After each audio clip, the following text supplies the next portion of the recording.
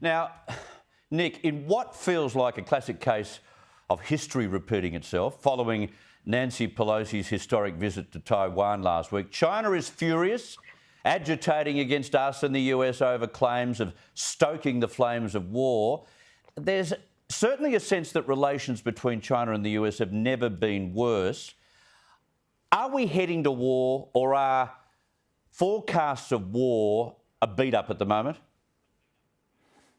The big question, Chris. I mean, I think I tend to agree with people who say that China actually doesn't want war. It just wants to push the envelope as much as it can and achieve as much as it can without going to war. I think, quite frankly, China's rhetoric at the moment, the rhetoric coming out of Beijing, is simply absurd and ridiculous. I mean, how can it be that a few words from our foreign minister, quite moderate words, I thought, quite well-chosen words, could be, warmongering, could be pushing the area to the brink when China's just conducted this live missile test, perilously close to Taiwan and Japan.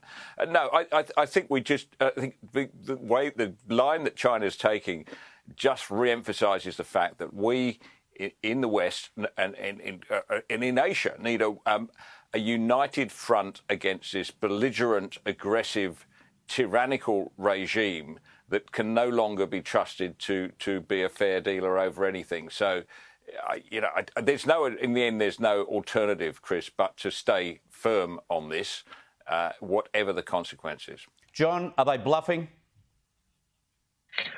Put it this way, I think it's really important to notice that the great recklessness of the last 15 years is not to be realistic. We've kind of, Obama was I think a prize exhibit on this. We've assumed that they wouldn't do something we wouldn't do. They're basically nice people. Well, that was a mistake people made about Adolf Hitler during the 1930s, that he would behave in the end like a civilized person. We have to take seriously the reality that they are behaving in a very belligerent way, and that they are plainly people who only understand that, will and respect us if we unite and present a common front.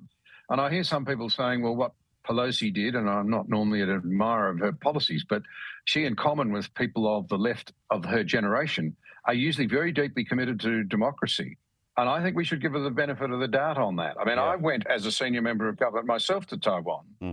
The reaction has been terrible, but it was coming sooner or later. She simply provided the trigger.